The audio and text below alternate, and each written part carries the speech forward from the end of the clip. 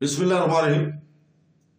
شروع کرتا ہوں اللہ کے پاک نام سے جو بہت بڑا مہربان نہایت رحم والا ہے۔ دوستو، بہنوں، بھائیوں، بزرگوں، السلام علیکم۔ تاریخ اسلام کی اس قسط نمبر 40 میں ہم آپ کو خوش آمدید کہتے ہیں، اور اس میں ہم بیان کریں گے ہجرت کا 11واں سال اور حضور پاک صلی اللہ علیہ وسلم کا اس دنیا سے چلے جانا۔ تو دوستو، محرم سن 11 ہجری میں آپ صلی اللہ علیہ وسلم کو بخار آیا اور بڑھتا ہی چلا گیا۔ آپ صلی اللہ علیہ وسلم کی علالت کی خبر مشہور ہوئی تو بعض مفسدوں نے سر اٹھایا۔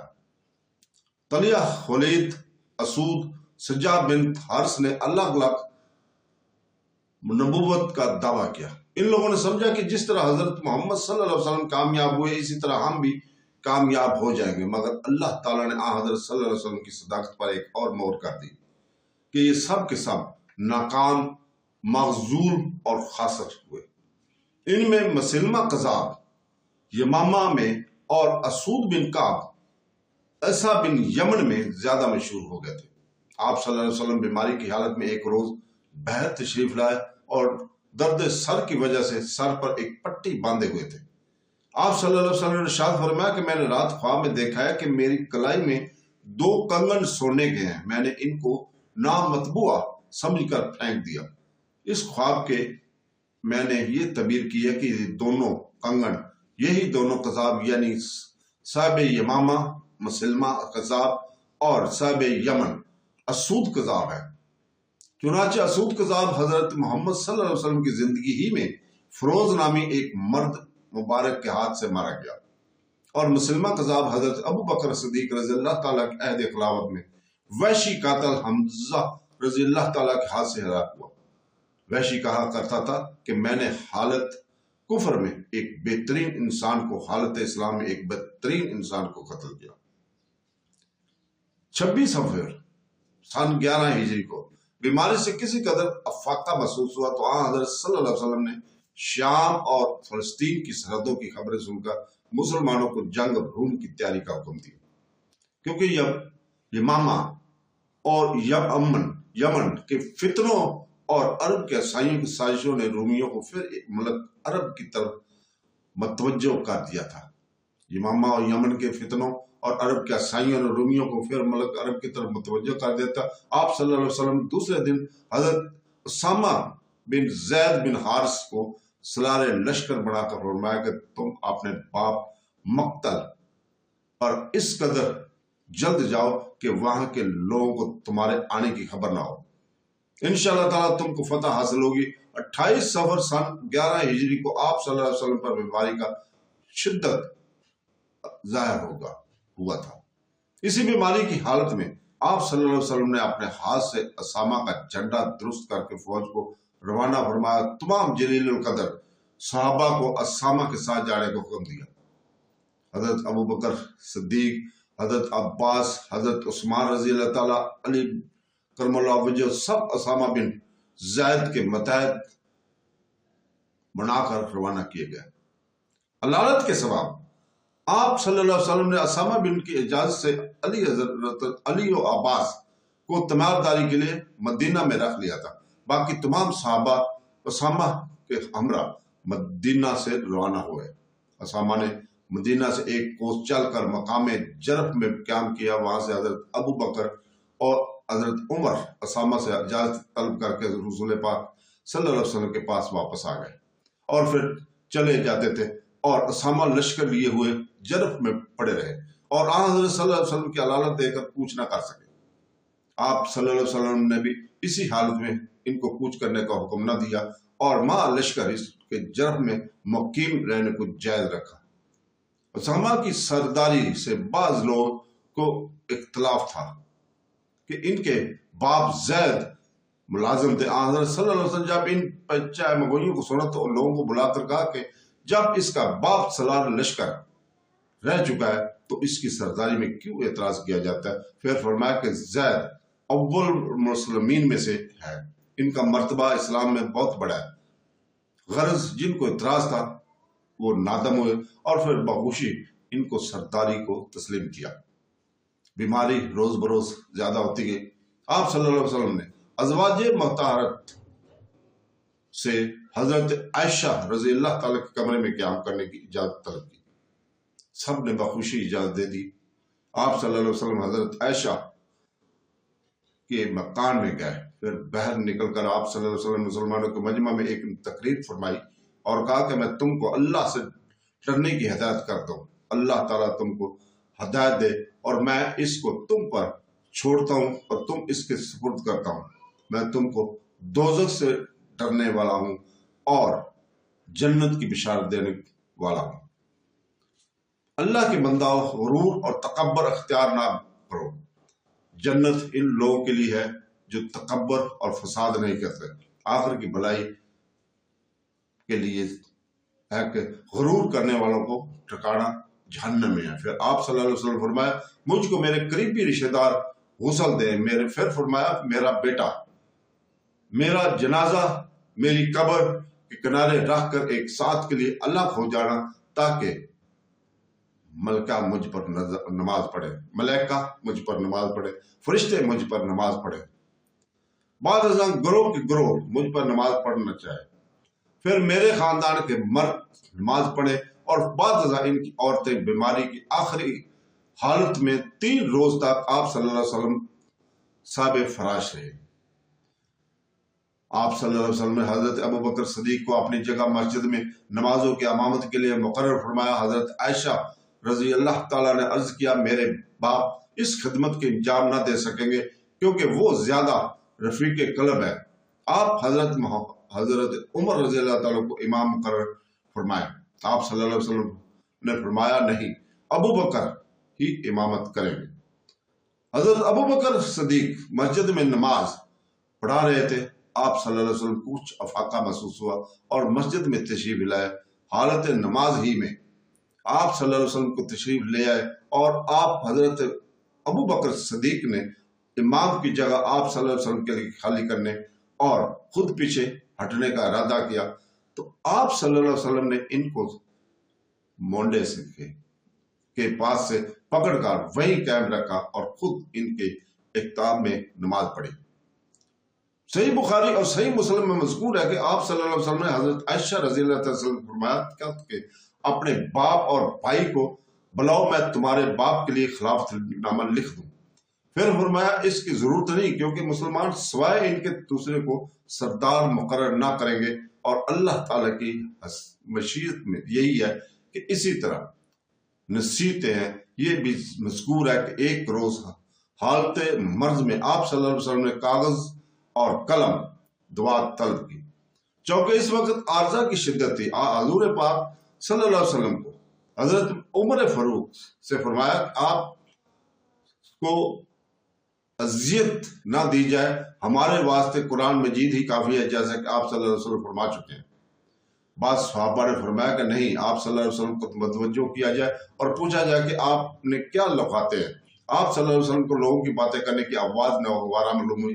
پھر آپ نے لوگوں سے پوچھا کہ آپ کیا لکھوانا چاہتے ہیں۔ فرمائے آپ صلی اللہ علیہ وسلم فرمایا کہ تم مجھے اسی حالت میں رہنے دو جس میں میں ہوں اور باہر چلے جاؤ۔ اس وقت آپ صلی اللہ علیہ وسلم کو درد کی سخت شدت اور اذیت ہے، اس لیے حضرت عمر رضی اللہ تعالیٰ نہیں چاہتے تھے کہ ایسی حالت میں آپ صلی اللہ علیہ وسلم کو تکلیف دی جائے۔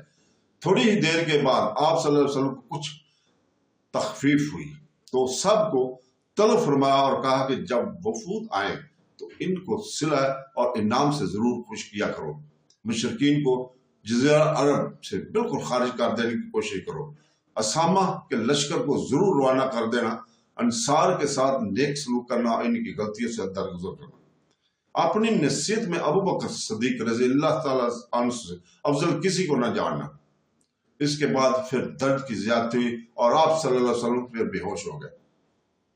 حضرت علی رضی اللہ تعالیٰ، حضرت عباس رضی اللہ تعالیٰ اور حضرت ابو بکر صدیق، حضرت عمر ایام بیماری میں زیادہ تر آپ صلی اللہ علیہ وسلم کی خدمت میں حاضر رہے۔ 5 یا 6 دن آپ صلی اللہ علیہ وسلم کے پاس تھے جو حضرت عائشہ رضی اللہ تعالیٰ کی طویل میں رکھ دیے گئے تھے۔ آپ صلی اللہ علیہ وسلم نے ان کے صدقہ کو کر دینے کا حکم دیا تاکہ کوئی چیز دنیا میں نہ چھوڑی جائے۔ حضرت علی رضی اللہ تعالیٰ کو آپ صلی اللہ علیہ وسلم نے وصیت کی کہ نماز اور متعلقین سے غافل نہ ہو رہنا۔ حضرت ابو بکر صدیق نے آپ صلی اللہ علیہ وسلم کے ایام علالت میں 13 نمازیں پڑھائیں۔ 12 ربیع الاول سن 11 ہجری کو دوشنبہ کے روز نماز فجر کے وقت آپ صلی اللہ علیہ وسلم سر مبارک میں پٹی باندھے ہوئے بہر تشریف لائے۔ اس وقت حضرت ابو بکر صدیق رضی اللہ تعالیٰ لوگوں کو صبح کی نماز پڑھا رہے تھے۔ انہوں نے اس مرتبہ پھر پیچھے ہٹنے کا قصد کیا۔ آپ صلی اللہ علیہ وسلم نے پھر ان کو اپنے ہاتھ سے روک دیا اور دائیں طرف بیٹھ کر نماز ادا کی۔ بعد نماز آپ صلی اللہ علیہ وسلم نے لوگوں کو کچھ واضح فرمایا۔ جب آپ صلی اللہ علیہ وسلم اپنی تقریر ختم کر چکے تو حضرت ابو بکر صدیق رضی اللہ تعالیٰ نے کہا، ہم دیکھتے ہیں کہ اللہ تعالیٰ کے فضل سے آپ آج خوش و خرم معلوم ہوتے ہیں۔ اس کے بعد آپ نے اپنے مکان میں تشریف لے گئے اور حضرت عائشہ رضی اللہ عنہا کی گود میں سر رکھ کر لیٹ گئے۔ حضرت ابو بکر صدیق مطمئن ہو کر اور حضرت صلی اللہ علیہ وسلم کو آج بہت افاقہ کی حالت میں دیکھ کر اپنے اہل عیال کے پاس اپنے مکان میں چلے گئے۔ اسی اسنا میں عبد الرحمن بن ابی بکر ایک مسواک ہاتھ میں لیے ہوئے حاضر ہوئے۔ آپ صلی اللہ علیہ وسلم نے اس کی طرف غور سے دیکھا۔ حضرت عائشہ رضی اللہ تعالیٰ سمجھ گئی کہ آپ صلی اللہ علیہ وسلم مسواک چاہتے ہیں، بس انہوں نے بھائی کے ہاتھ سے مسواک لے کر اپنے دانتوں سے خوب نرم کر کے حضور پاک صلی اللہ علیہ وسلم کو دی۔ آپ صلی اللہ علیہ وسلم نے مسواک لے کر پھر اس کو چھوڑ دینے پر سر مبارک کو عائشہ رضی اللہ تعالیٰ کے سینے پر رکھ کر پاؤں پھیلا دیے۔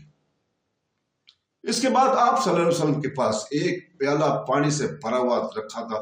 اپنے دست مبارک اس سے تر فرما کر چہرہ مبارک پر پھیرتے اور فرماتے کہ اے اللہ موت میں میری مدد کر۔ حضرت ام المومنین بار بار آپ صلی اللہ علیہ وسلم کا چہرہ مبارک دیکھی جاتی تھی کہ یک یک آپ صلی اللہ علیہ وسلم کی آنکھیں پتھرا گئی۔ آپ صلی اللہ علیہ وسلم کے زبان مبارک پر اس وقت جاری تھا دوپہر کے وقری وہ دوشنبہ 12 ربیع الاول سن 11 ہجری کو اس دار فانی سے آپ صلی اللہ علیہ وسلم انتقال فرما گئے۔ اگلے دن شنبہ کو دوپہر کے قریب مدفون ہوئے۔ آپ صلی اللہ علیہ وسلم کے انتقال کے وقت حضرت ابو بکر صدیق رضی اللہ تعالیٰ موجود نہ تھے۔ وہ اپنے اہل و عیال کے پاس اپنے مکان پر مقام رکھتے تھے، گئے ہوئے تھے۔ اس خبر کو جو شخص سنتا تھا حیران و شدہ رہ جاتا تھا۔ حضرت فاروق اعظم کے بھی ہوش و حواس نہ رہے تھے۔ وہ اپنی تلوار کھینچ کر کھڑے ہو کر بلند آواز سے کہنے لگے کہ منافقوں کے چند لوگ یہ گمان کرتے ہیں کہ رسول پاک صلی اللہ علیہ وسلم انتقال فرما گئے، حالانکہ وہ فوت نہیں ہوئے۔ وہ اپنے رب کے پاس اس طرح گئے جس طرح موسیٰ گئے تھے۔ وہ ضرور واپس آئیں گے اور لوگوں کے ہاتھ اور پاؤں پر کانپیں گے۔ حضرت عمر فاروق رضی اللہ تعالیٰ جوش و غصہ کی حالت میں اسی قسم کی باتیں کہہ رہے تھے کہ کسی مجال نہیں تھی ان سے کہتے کہ وہ اپنی تلوار نیام میں کر لو۔ رسول پاک صلی اللہ علیہ وسلم کا انتقال ہو گیا۔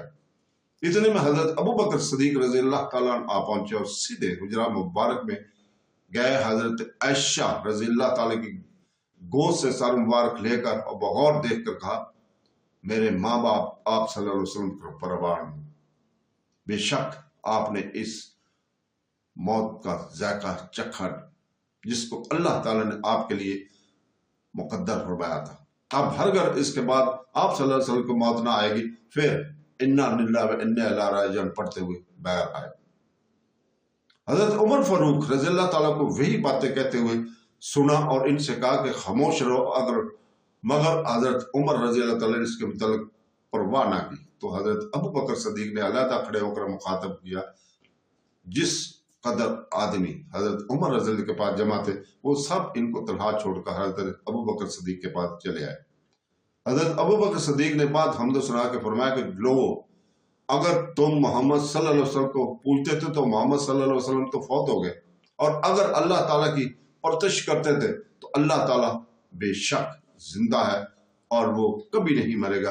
پھر انہوں نے قرآن کریم کی آیت پڑھی جن کا ترجمہ ہے، ان سے پہلے اور بھی رسول گزر چکے ہیں، پس کیا اگر محمد صلی اللہ علیہ وسلم مر جائیں یا مارے جائیں تو تم لوگ اپنی پرانی حالت کفر کی طرف لوٹ جاؤ گے؟